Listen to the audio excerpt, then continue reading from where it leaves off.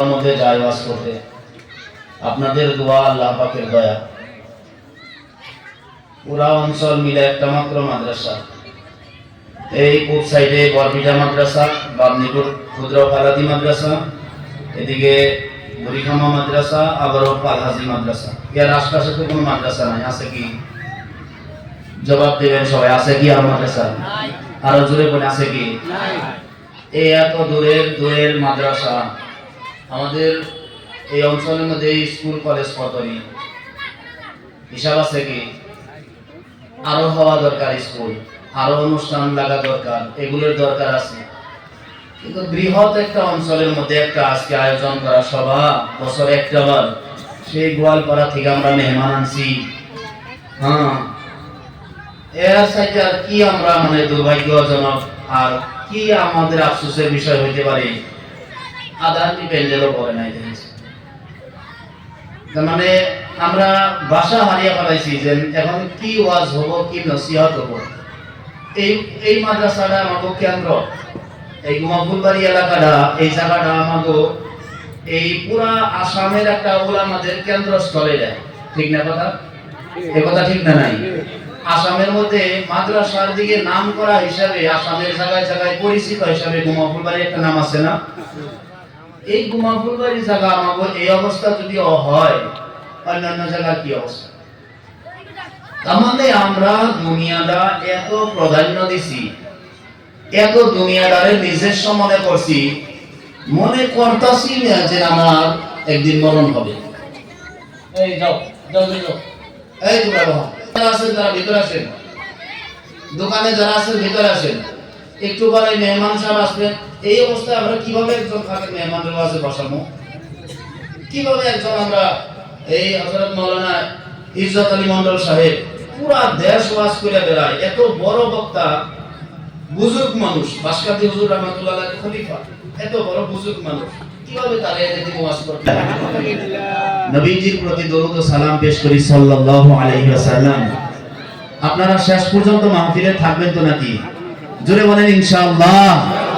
আরো জোরে কই ইনশাআল্লাহ।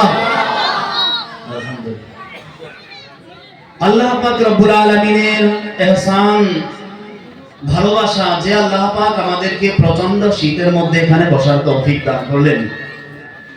ভাই, দুনিয়ায় একদিন ছিলাম না, আজকে আছি, ভবিষ্যৎ একদিন থাকবো না, এটাই চিরসত্য কথা, তাই না?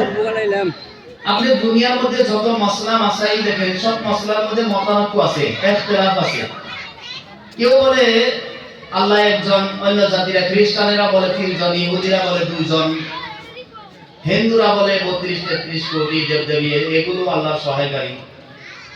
কিন্তু একমাত্র মৃত্যু, মউত, আখিরি বিদায়, মউত, এই মউতের মধ্যে পুরা জাতি বিজাতির মানুষের একমত যে মানুষের একদিন মরণ হবে।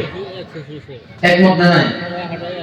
মানুষের মরণ কখন হবে এটার কোনো নিশ্চয়তা নাই। এটার কোনো নিশ্চয়তা নাই। খুব শোনাইছে, কিন্তু ইতিমধ্যে এখন তো জন্ম বাড়িতে হয় না, আগেই সিজারের নিয়ত করে রাখে কিভাবে মেডিকেলে যাব, আগেই টাকা পয়সা রেডি করে রাখে। গর্ভে বাচ্চা নিয়ত হইল সিজারে বা মেডিকেলে যাওয়া, একটু বিষ বেদনা আরম্ভ হইলেই মেডিকেলের দিকে দৌড়ায়। এই মেডিকেলের মধ্যে আজাদা দিব কারা? এই যে আমার জীবনের ফার্স্ট দুনিয়ার মধ্যে আসার পরে আল্লাহু আকবার ধরিয়ে আমি শুনলাম না। হুজুর আপনি সামনে আসেন, মাওলানা আজহার সাহেব, মোল্লা সাহেব, হুজুর সামনে, ভালো লাগে না স্টেজে যাও না, না এটা হবো না, এই ওয়াজ হবো না, ওয়াজ করুন যাবো না, মুরব্বী মানুষেরা। এই যে জন্মের পরে আমাদের আল্লাহু আকবার আজান শোনানো হয়, আপনারা কি বলতে পারেন এই আজানের নামাজ কখন? কত দেখি আজানের নামাজ কখন? জন্মের পরে যে আজান দিলাম, এই আজানের একটা নামাজ লাগবে না? না, নামাজ ছাড়া আজান হইল, আজান হইলে তো নামাজ পড়ানো লাগবে। এই আজানের নামাজটা কোন সময়? এই আজানের নামাজটা হলো মৃত্যুর পরে আখেরি নামাজ, জানাজার নামাজ। এটা হলো আমাদের এই আজানের নামাজ। এখন তো আমি প্রশ্ন করি, আপনারা বলেন তো, আজানের পরে নামাজ পর্যন্ত অনেক সময় কি বাকি থাকে না, অল্প একটু সময় বাকি থাকে। এটার মধ্যে থেকে একটা সবক পাইলাম যে আজানের থেকে যোহর আসর ঈশা আজান হয়ে গেছে, ফজর আজান হয়ে গেছে, এখন নামাজের মধ্যে উল্লেখযোগ্য একটু সময় বাকি আছে। এই সময়টা আসলেই নামাজ আরম্ভ হয়ে যাবে। অনুরূপ ভাবে আমার আপনার জিন্দেগির আজান কিন্তু হয়ে গেছে, এখন নামাজের উল্লেখযোগ্য একটু সময় বাকি আছে। এই উল্লেখযোগ্য সময়ের মধ্যে আমরা এত ব্যস্ত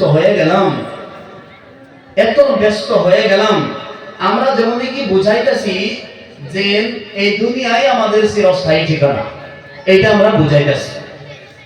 এই জন্যই তো আমরা বিভিন্ন জায়গায় মাহফিল গুলো ছেড়ে, নামাজ মসজিদ গুলো ছেড়ে আমরা আমাদের কাজের মধ্যে ব্যস্ত। মুয়াজ্জিন সাহেব বলে হাইয়া আলাস সালাহ, আসো নামাজের দিকে, হাইয়া আলাল ফালাহ, আসো কামিয়াবির দিকে, মঙ্গলের দিকে আসো। আমরা বলি যে মুয়াজ্জিনের এটা ডিউটি, তার জন্য হাদিয়া রাখছে, এটা কই বই হে আমাগো এটা কইতাছে না। মনে করেন যারা আবার সত্য নামাজ পড়ে, আমরা মনে করি যে চাচা যে বাড়ি বলে নামাজ পড়ে হেলে ডাকতাছে কোথায়, আমারে ডাকতাছে না, ওয়াজ করবো না এই নাই ঘুমো।